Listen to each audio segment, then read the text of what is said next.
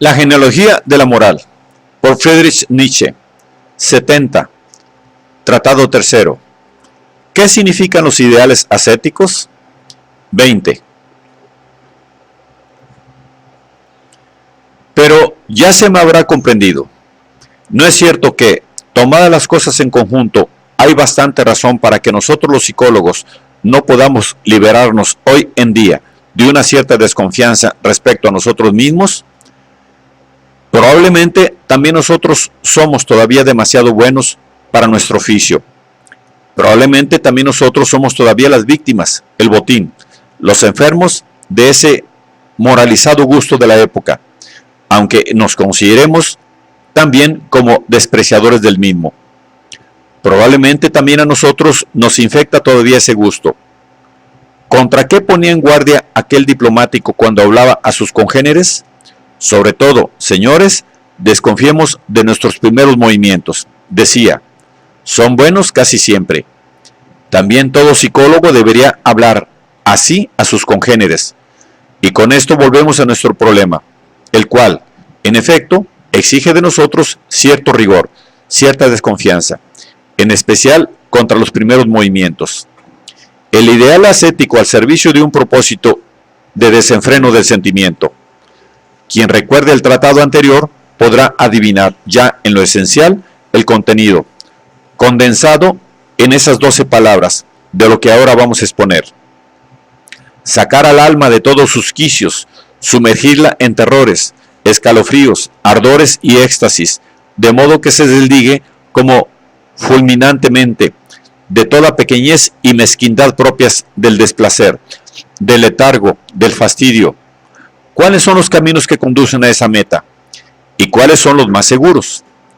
En el fondo, todos los grandes afectos, la cólera, el temor, la voluptuosidad, la venganza, la esperanza, el triunfo, la desesperación, la crueldad, son capaces de ello, presuponiendo que exploten de repente.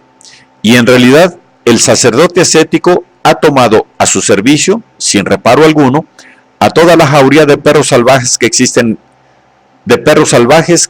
en el hombre, y unas veces deja libre uno y otras a otro, siempre con la misma finalidad de despabilar al hombre de la lenta tristeza, de hacer huir, al menos temporalmente, su sordo dolor, su vacilante miseria. Y eso lo hace siempre también bajo una interpretación y una justificación religiosa.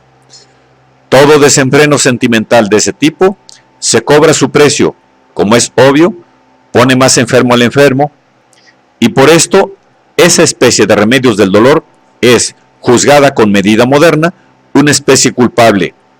Sin embargo, tanto más tenemos que insistir, pues así lo exige la equidad, en que se la utilizó con buena conciencia, en que el sacerdote ascético la prescribió creyendo profundísimamente en la utilidad, más aún en el carácter indispensable de la misma, y, con bastante frecuencia, casi derrumbándose él mismo ante los ayes de dolor que él producía.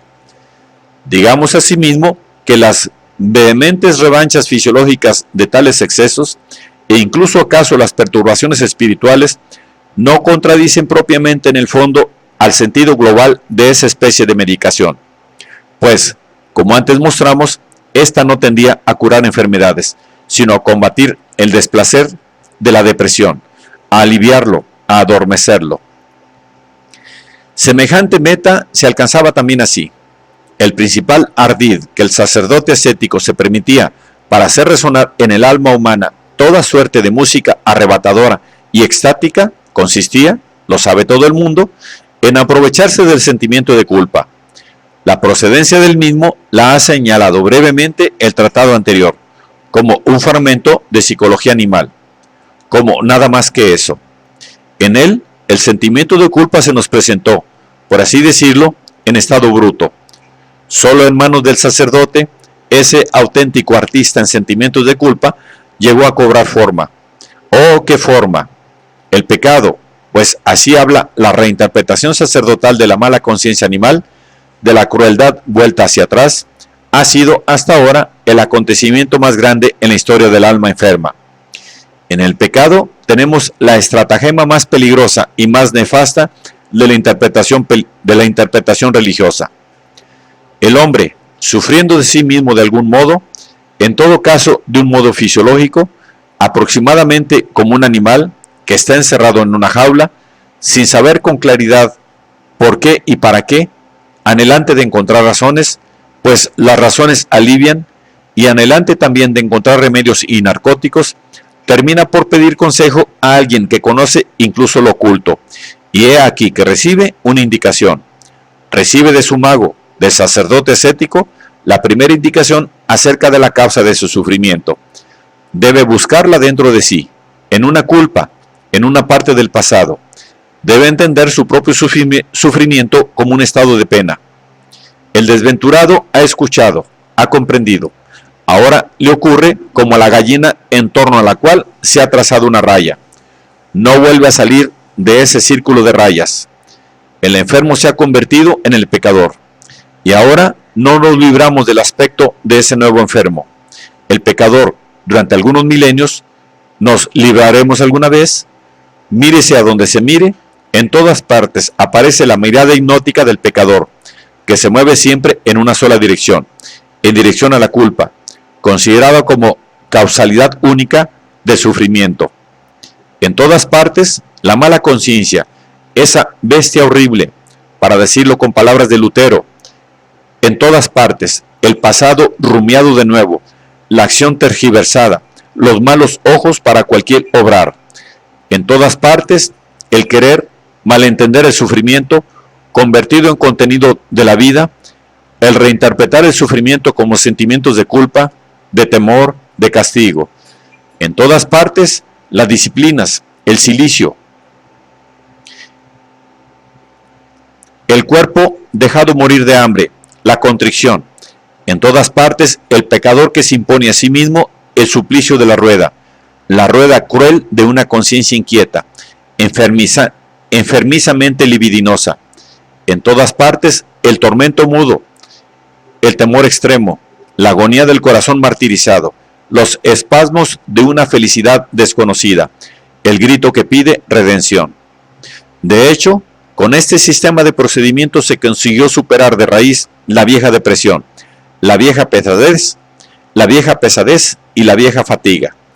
De nuevo la vida volvió a ser muy interesante, despierta, eternamente despierta, insomne, ardiente, carbonizada, extenuada y, sin embargo, no cansada.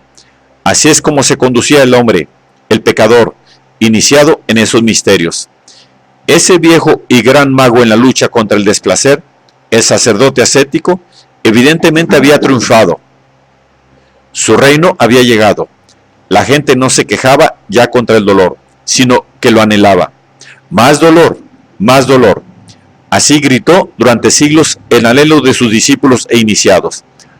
Todo desenfreno del sentimiento que causase daño, todo lo que quebrantaba, trastornaba, aplastaba, extasiaba, embelesaba, el misterio de las cámaras de tortura, la capacidad inventiva del mismo infierno, todo eso se hallaba ahora al descubierto, adivinado, aprovechado. Todo estaba a servicio de hechicero. Todo sirvió en lo sucesivo a la victoria de su ideal, del ideal ascético. Mi reino no es de este mundo, seguía diciendo ahora igual que antes. ¿Tenía realmente derecho a seguir hablando así?